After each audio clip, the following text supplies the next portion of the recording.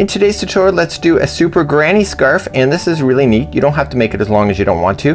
Today, there's something nice going on in this particular square. I'd like to show you what's going on there.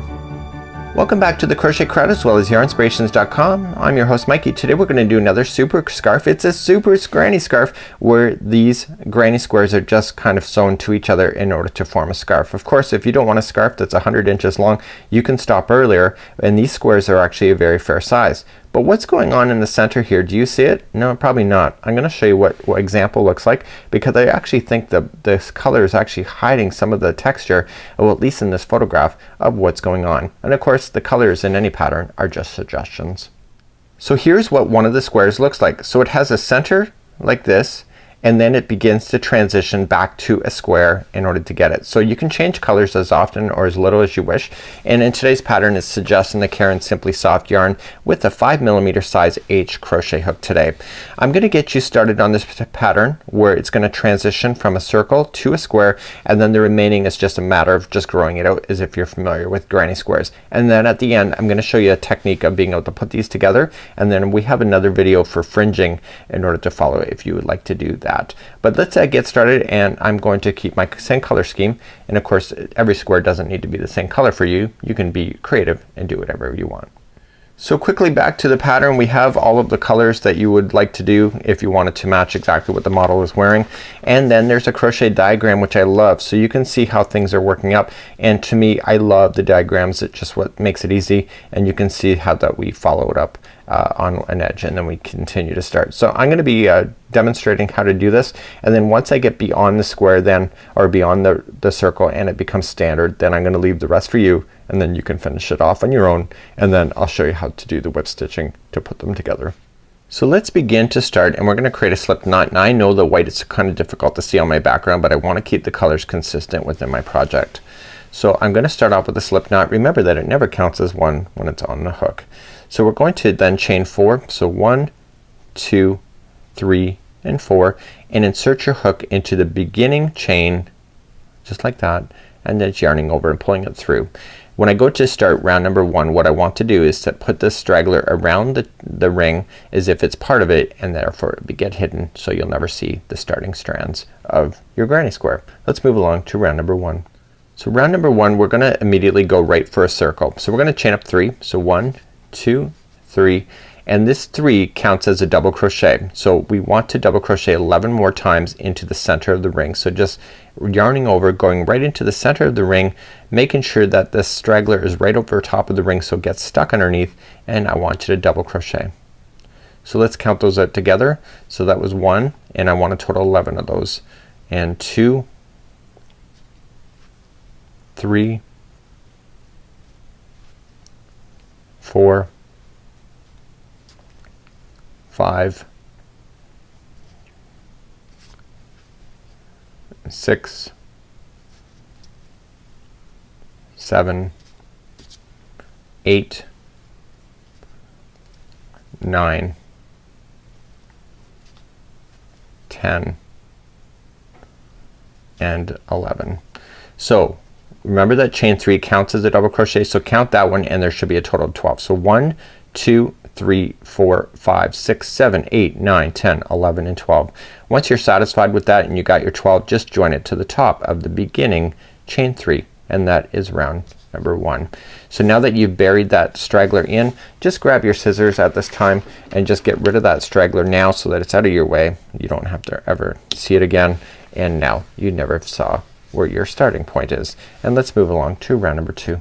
So let's begin round number 2. We're gonna chain 3.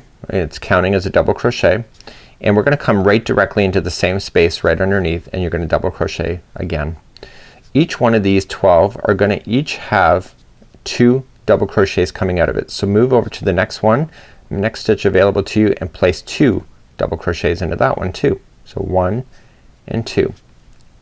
Once you get your 2 in, move to the next stitch, and you're gonna continue to do that all the way around, and when you count, then there should be 12 groups of 2, which equals a total of 24 double crochets. So please do that all the way around for round number 2. So I'm coming up all the way around and I'm done. So you're thinking to yourself, well, it looks like you have one more stitch left. I don't. See how this is leaning over toward this stitch? This is part of that stitch. So don't think that it is an extra. That's where people go wrong on these things. So there should be 12 groups of 2. So 1, 2, 3, 4, 5, 6, 7, 8, 9, 10, 11, and 12. Once you're satisfied, just join it to the top of the beginning chain 3, and look what happened when I pulled it together. It pretty much came together like it's not even any gapping space at all. So that's where people go wrong when they're doing these circles. Let's move along and let's go to row number 3. So let's begin row number 3. Let's chain up 3, counts as a double crochet, and I want you to double crochet 2 more times into that same spot right underneath.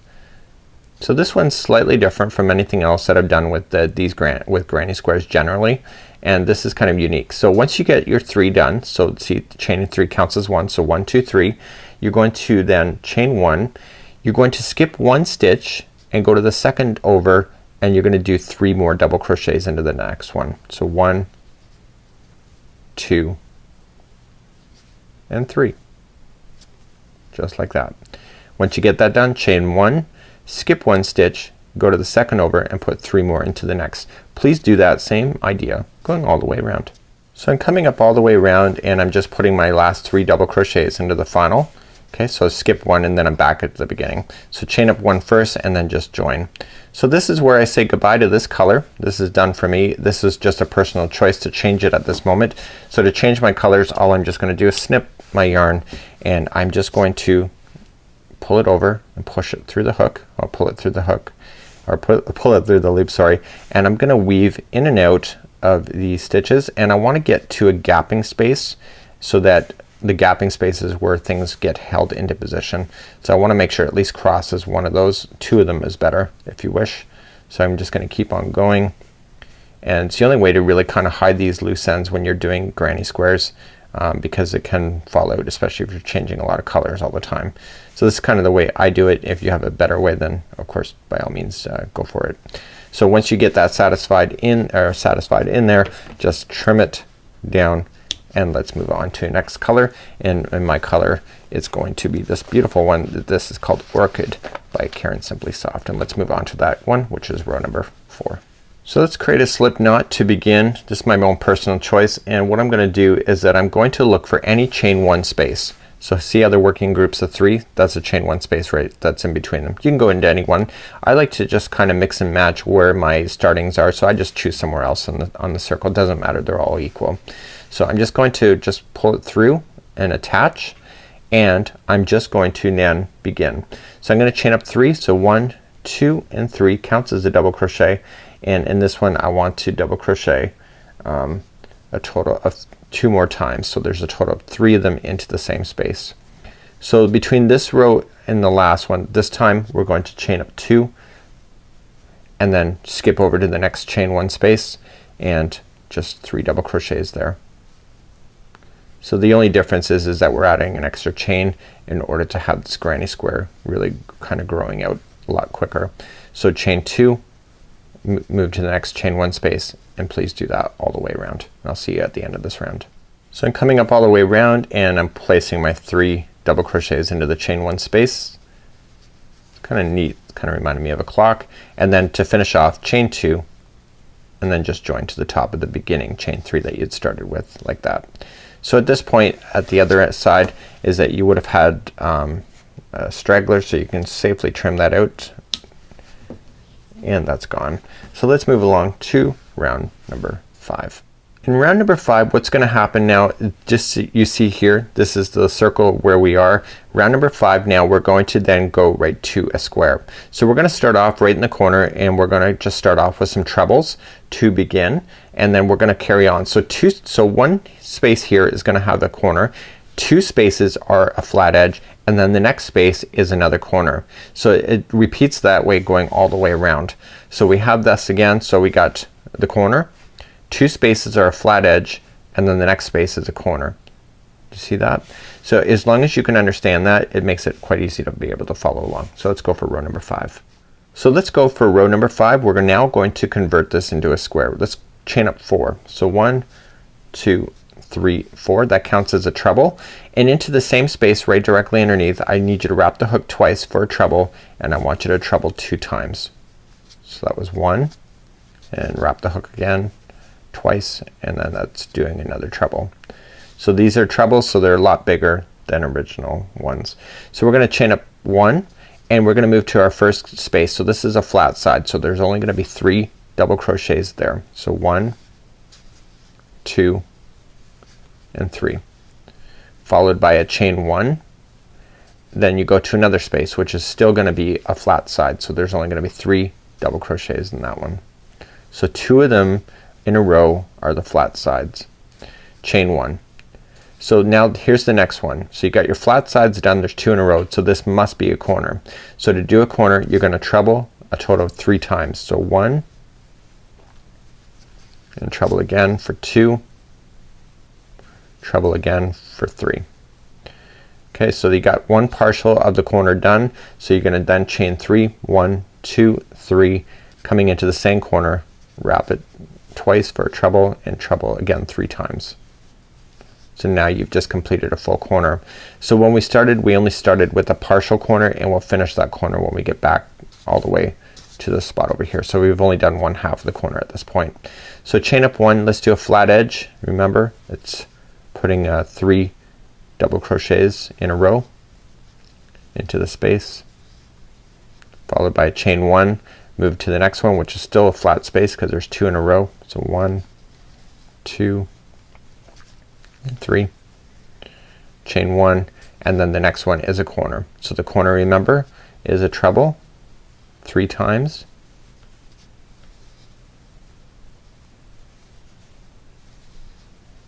followed by chain 3, 1, 2, 3, and treble again 3 times. So I want you to carry on with that same pattern going all the way around for round number 5, and this really is not a hard pattern at all by any stretch, and you can see it's a lot of fun. So to begin the next one, so just chain up 1, do your sides, and then another square. So I will see you back here, and you can see that we're almost halfway around. So as you come all the way back around, you're gonna run into the first corner. You've already done a portion of it, but now you're gonna finish it on this side. So I've already done my 3 in there, and I've already done my chain 1. So now I'm gonna treble into the same one that I had started with, and you're gonna complete the other side of that corner. And you're trebling total 3 times. And then to finish off the corner, okay, because you can still see that there's a hole right there, you chain 3, 1, 2, and 3, and then just join to the top of the first treble of the chain 4. Okay, so that's how you would do that, and there is this square now, and let's move along, and I'm gonna take you on further.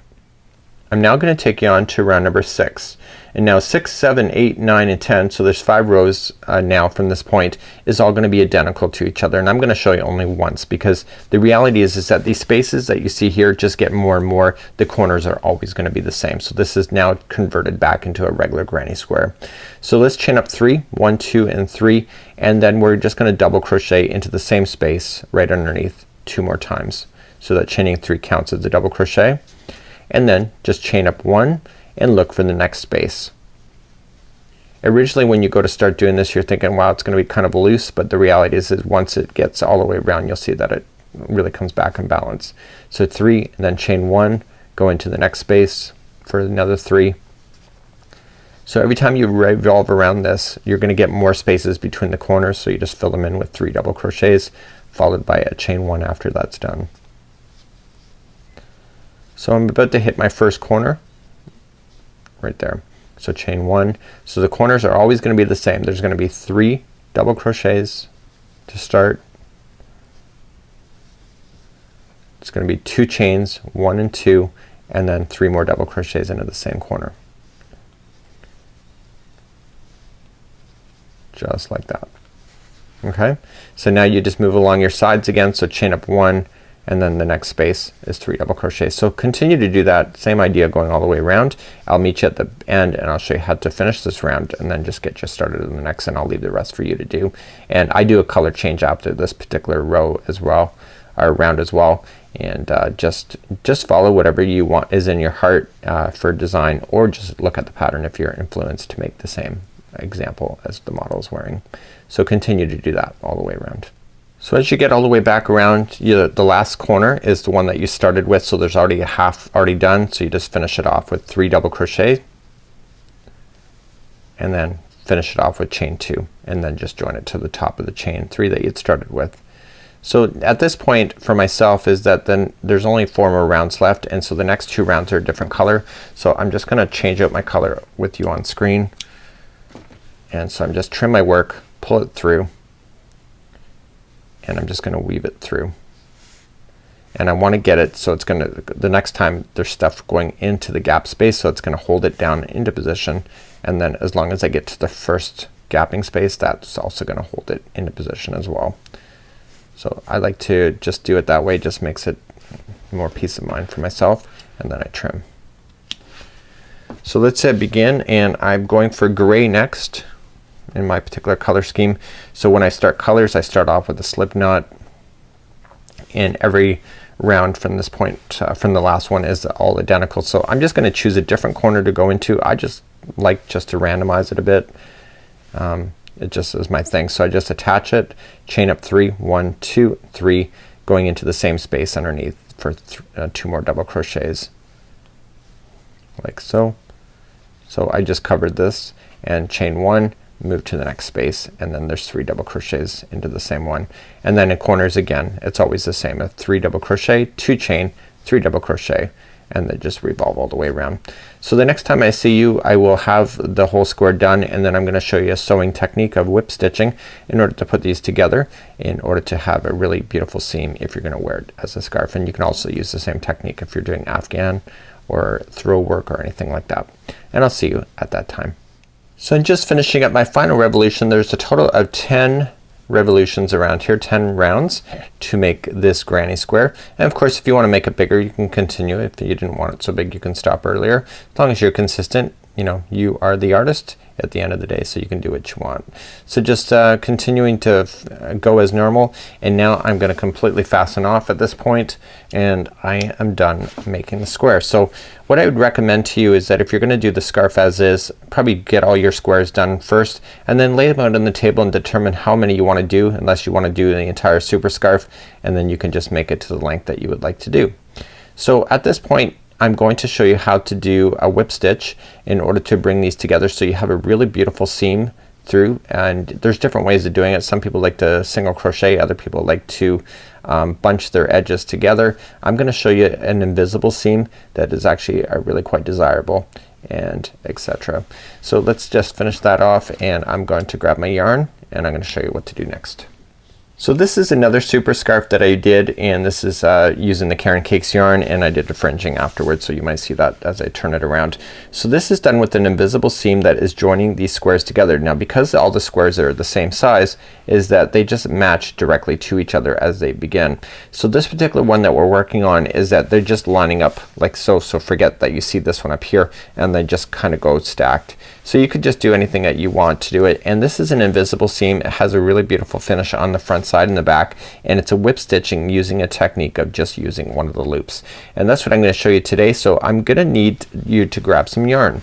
So let's look at the length of this, and let's grab the same color that you're using for the edge, and just make sure you have a little bit of extra, and just trim it.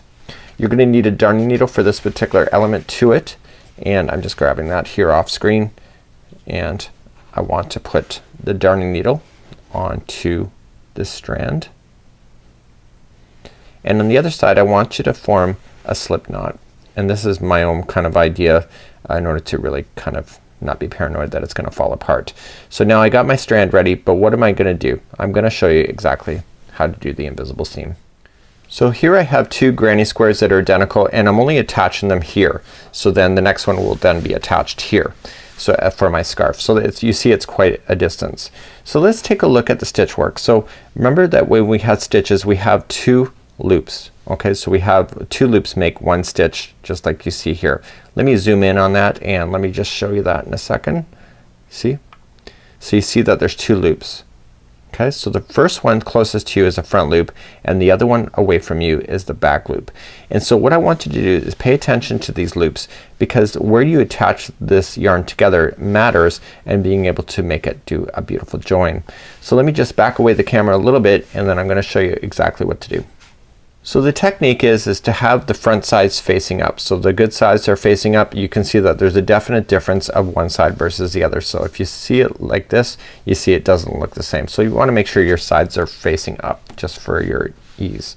So what I want you to do is that you're gonna start off in the corner. Remember that there was 2 chains right in the corner. So instead of just going through 2 strands like you would be as if it was a stitch, you want to go through the back one of this one here. So if you looked at it from this point of view, you're going to the back one. And I want you to pull this strand partially through, but not all the way. And then I want you to go to the other same one on the other side. It's the first chain. Okay, and this time I want to get the front loop in this one if I'm looking at it from this perspective. So it's the front loop of that same chain. So I'm not going into both of the strands on either of these, just one or the other. Okay, and once I get it close, I'm gonna put this needle through the loop like so, and just kind of pull it snug. Now I want to use this straggler and I want to kind of just position it like this for myself, and I want to leave this straggler down on top. I know it's kind of harder to see. Let me get back in and show you exactly what I'm doing. So what I want to do is that I want to move to my first one here. So on this one here I want to go to the back loop, okay, from my point of view, and this one here I want to go to the same stitch. So this is the first one of the 3 double crochets, so I'm gonna go to the first of the 3 double crochets on the other side and go for the front loop of that one. Okay, so it's whatever is facing you. So before I pull this nice and shut, I want to get that straggler so that the straggler comes in between the loop like this, and leave that straggler down, therefore you don't have to hide it later. So now just moving to the second one, go to the back loop on this one, front loop on this one, leaving that straggler down in, just kind of wrap it around. This is called a whip stitch, and I'm pulling on it but I'm not going crazy about it. So go to the next double crochet, back loop in that one, front loop in this one, and I'm leaving that straggler. So once you get past and you've got about an inch or so of the straggler, then it's good. So this is the chain, so you're gonna go to the back loop of the chain and go to the chain on the other side for the front loop like that, and just wrap. So I'm gonna let that straggler now fall out of the way and behind. So I just continued just to match. So this one's a double crochet, I'm matching to the other double crochet. So back loop this one, front loop in the other. So what you're doing here is that you're creating an invisible seam using the same colors, so you barely see this yarn at all, and it will have a nice finish to it. And you just want to make sure you take your time, don't rush the process, lay it flat if you need to, and just continue to work your way across. I enjoy sewing on these crochet projects because the sewing means that you're almost done, and so for me it's kind of a symbol that it's like a crossing sign that you're almost at the finishing point. And what you want to do is that you just want to continue to whip stitch yourself all the way down. So I'm going to continue to do this off camera, and then I'll meet you at the end of this row where I'm gonna show you what to do next in order to finish this off. So I'm just finishing up going all the way down. I want to make sure there's not too much tension here, because if you got too much tension it's gonna look like it's bunching up when you go to join these things. I'm continuing just to match the stitches as I've gone across, and whatever angle it is for you to be able to work with is completely up to you. Sorry, my hat is bumping into the camera. I have my special glasses on, and yet I'm still bumping into the camera to get closer. So I'm gonna go right to the edge, just making sure everything's matching to each other, and I'm gonna go to the first chain in once I get to a corner. So there we go. So one more, and they're gonna match. So now I'm just gonna, before I do anything and tie it off, I just want to kind of stretch things, make sure it's all good. See that? Beautiful seam right down through the middle. You can do this with any granny square. And then what you just do is, now that you've got that done, just tie a quick little knot here. Just like that. No big deal. And I want you to drag the hook or sorry, the needle through about 1 inch in one direction. Don't put any tension on it, just kind of make sure it's nice and loose, and then go back in the other direction, and that's the second time. And if you go back and forth 3 times, you can completely cut that down into the project and you'll never see it. So go one more time in the other direction. It's called an invisible seam. It actually looks amazing if you do it right. Just like that. And I can cut it right down to the project. And because the other one I was burying it as I went, it's on the back, I can safely then trim that one as well. And let me quickly show you how to do fringe, because now that you have this sewn together, you just continue to do that until you get to the edge. But now let's do a fringe, and I'll show you how to do that next. So let's review on how to do fringe. So fringe is basically what's hanging off it. It's completely optional if you wish to put it on or not. So you need to do 4 strands that are 20 inches long, and they have to be pre-cut before you can do this. So that's what I have here. So what I'm not worried about if I got it a little bit wrong at the same time, but what I want to do is take that strand now and fold it in half. So take them all, and I don't want to lose the loop that is created around the halfway point. Now using my darning needle, I'm going to insert my hook into a stitch right on an edge. Pull the yarn through like that, okay, and using that hook you still have it where it's separated, and then just using your fingers insert the rest of that through that loop like that, and then just pull. Just don't go crazy on it, but just pull it nice and tight. So let me review on how to do that again. So take the next group, so you're gonna want to prepare it in advance and fold it roughly in half. Get it as close as you can. Once you have that, you have a loop. Go to your next stitch, or if you want to go every other stitch, that's completely up to you. Just insert your hook, pull the yarn group through, it'll still be separated, and then just put these strands all through that big loop that you're creating. So just take your time with it and pull it through, and then once it's through, just pull on it and make it nice and snug. So that'd be how you would do fringe for this. It's a kind of a neat concept. Fringe actually is kind of what makes it, and then once it's all, you get enough in there, it'll all look nice and fringy, and therefore you'll have a really good time. So that's it for how to do this particular granny square. This is a super square super scarf with yarnspirations.com. Have a super afternoon, and we'll see you again real soon. Bye bye.